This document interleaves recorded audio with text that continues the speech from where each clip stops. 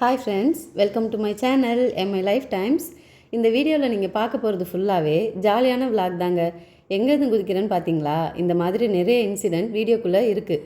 யாரும் video skip பண்ணாமல் பாருங்கள். அதே நேரத்தில் லைக் பண்ணிவிட்டு சப்ஸ்கிரைப் பண்ணிவிட்டு பாருங்கள். இப்போ வாங்க வீடியோக்குள்ளே போகலாம். இது எங்கே இருக்குதுன்னு தானே பார்க்குறீங்க. நான் சம்மர் வெக்கேஷனுக்கு மதுரைக்கு தங்கச்சி வீட்டில் இருக்கேன்னு சொல்லியிருக்கேன். மதுரையில் பைபாஸில் ஸ்கைஃப்ளை அப்படிங்கிற ஒரு ட்ராம்ப்ளின் பார்க்கில் தான் போயிருக்கோம். நானும் என் தங்கச்சி எங்கள் பசங்களோட தென்சி இனியா இவங்க 2 பேரும் கூப்பிட்டுட்டு போனோம். 2 பேரும் உள்ளே போய் என்ட்ராகிறதுக்கு முன்னாடியே டான்ஸு ஆரம்பிச்சிட்டாளுங்க. சூப்பரான சாங்ஸ் எல்லாம் டிஜேவாக போட்டுட்டு இருந்தாங்க. உள்ளே போன உடனே இனியா முன்னாடி என்ட்ரன்ஸில் ஒரு பெரிய பலூன் மாதிரி இருக்கும். மேலே இருந்து ஜம்ப் பண்ணணுன்னு அந்த கேமுக்கு தான் போகணுன்னு ஒரே அடம் பிடிச்சாங்க. சரி குதிச்சிருவா போல் ஆசைப்பட்றா அப்படின்னு நானும் அவள் பின்னாடியே ஒவ்வொரு டயராக மேலே ஏறி கூட்டிகிட்டு போனான். அங்கே போன உடனே ஹைட்டை பார்த்து பயந்துட்டா. குதிக்க மாட்டேன்னு ஒரே அழுக.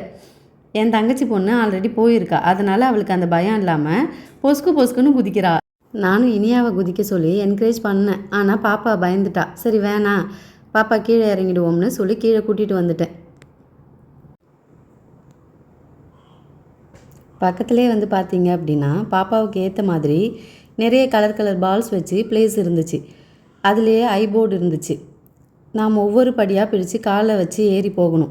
பாப்பா அதையும் ட்ரை பண்ணான். பட் அவளுக்கு ஹைட் பத்தாததுனால ரொம்ப நேரம் ட்ரை பண்ணிகிட்டே இருந்தா. நானும் ட்ரை பண்ணணும்னு விட்டுட்டேன். ஏன்னா நம்ம குழந்தைய நம்மளாலே முடியாதுன்னு சொல்லக்கூடாதுல்ல. அவங்க ட்ரை பண்ணுவாங்க, முடியலைன்னா விட போகிறாங்க. அதுக்கப்புறம் கீழே இருக்கிற பாலை வைத்து விளையாடினான். எனக்கு இது தாங்க முதல் எக்ஸ்பீரியன்ஸ். இந்த மாதிரி ஒரு கேம் ஜோனுக்கு நான் போனது எனக்கு ரொம்ப ஆசையாக இருந்துச்சு. ஏன் அப்படின்னா என் தங்கச்சி இங்கே போய் வீடியோ போடும்போதே நான் சொன்னேன் அவகிட்ட, எனக்கு இந்த மாதிரி குதிக்கணும்னு ஆசையாக இருக்குடி. அதனால தான் மெயினாக இங்கே போனோம். சின்ன வயசுலேருந்து இந்த மாதிரி விளையாடினதே கிடையாது.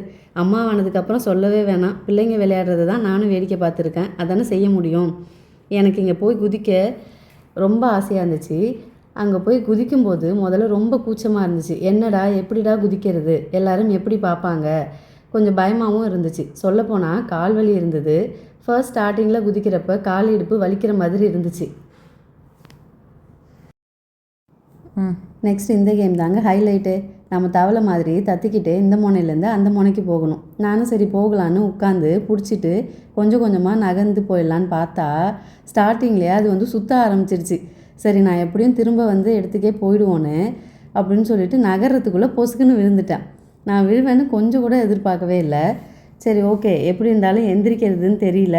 என் தங்கச்சி வேறு வீடியோ எடுக்கிறேன்ற பேரில் என்னை பார்த்து சிரிச்சுக்கிட்டே இருந்தா. எந்திரிக்க சுத்தமாக முடியலைங்க, வயசாகிடுச்சு. எனக்கே இந்த வயசான காலத்தில் இதெல்லாம் தேவையாங்கிற மாதிரி அப்படி தோணுச்சு. அப்புறம் இன்னொரு தடவையும் ட்ரை பண்ணுவோம், விட்டுறக்கூடாது அப்படின்னு சொல்லிட்டு ஏறி அதிலே சாஞ்சி படுத்துருவோம்னு கொஞ்சம் கொஞ்சமாக நகர்ந்துடலான்னு பார்த்தேன். அப்படின்னு ட்ரை பண்ணால் திரும்பவும் தோல்வி, கீழே விழுந்துட்டேங்க.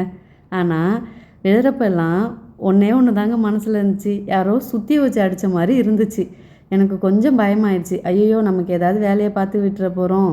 அதனால் ஒன்றுமே தெரியாத பச்சை புள்ள மாதிரி எந்திரிச்சு கொஞ்சம் தத்தி மேலே ஏறி வந்துட்டேங்க.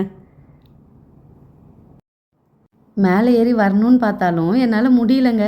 இவ கொஞ்சமாவது கை கொடுப்பா, ஹெல்ப் பண்ணுவான்னு பார்த்தா என்னை பார்த்து சிரிச்சிட்டு இருக்காங்க. நானும் அப்படி இப்படின்னு கொஞ்சம் கஷ்டப்பட்டு மெல்ல தத்தி தாவி மேலே ஏறிட்டேங்க.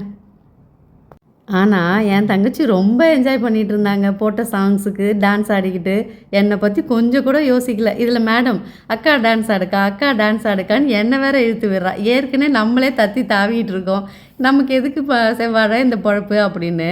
ஆனால் இனியா ரொம்ப என்ஜாய் பண்ணாங்க. நாங்கள் வந்ததுக்கு ரொம்ப வேல்யூபிள்னு சொன்னால் பசங்க அவ்வளோ ஒவ்வொரு டைமும் என்ஜாய் பண்ணாங்க.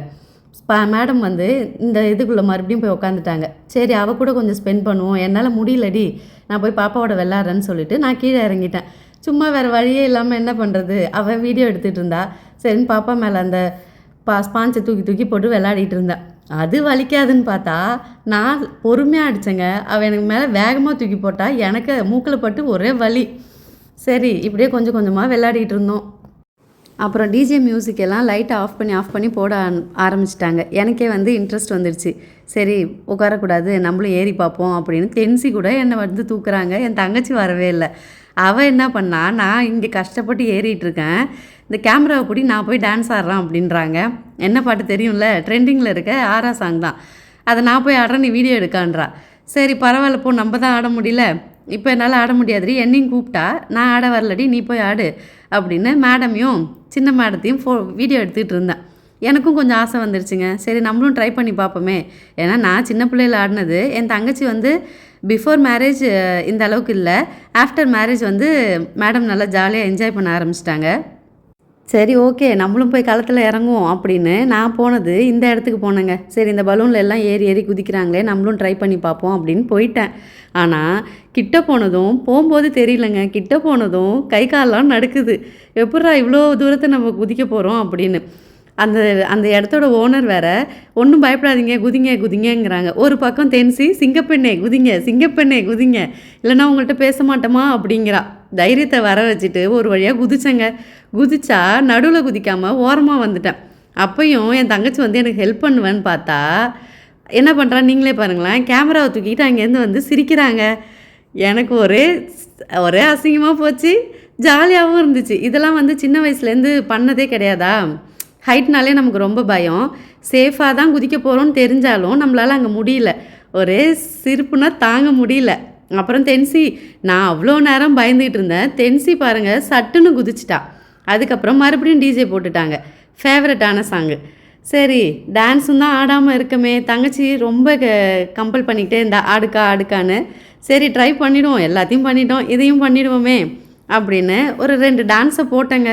ஆனால் உண்மையாகவே என்ஜாய்மெண்ட் தாண்டி கொஞ்சம் வந்து நம்ம வயசு நமக்கு அப்பப்போ ஞாபகப்படுத்தும்ல, அடங்கணும் கொஞ்சம் ஓவராக போகிறோம் அப்படின்னு. சரிண்ணா இங்கேருந்து கிளம்பிட்டோங்க. அதுக்கு மேலே எங்களால் முடியல. சரின்னு சாப்பாடை முடிச்சுட்டு போயிடுவோம், டின்னர் இங்கே முடிச்சிடலான்னு ஒரு பிஎஸ்ஏன்னு ஒரு ஃபிஷ் கடைக்கு தாங்க போனோம்.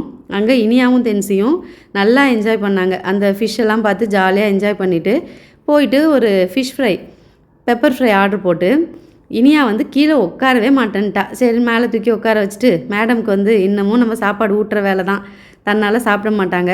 ஆனால் சும்மா சொல்லக்கூடாதுங்க, அங்கே ஒரு சட்னி கொடுத்துருந்தாங்க, அது செம்ம டேஸ்ட், வேறு லெவலில் இருந்துச்சு. எனக்கு ரொம்ப அந்த சட்னி தான் ரொம்ப பிடிச்சிருந்துச்சு. அங்கேருந்து சாப்பிட்டு கிளம்பிட்டோங்க. இனிமேல் வரதெல்லாம் அடுத்த விளாகில் பார்ப்போம். இந்த வீடியோ பிடிச்சிருந்துச்சுன்னா லைக் பண்ணிவிடுங்க. பாய்.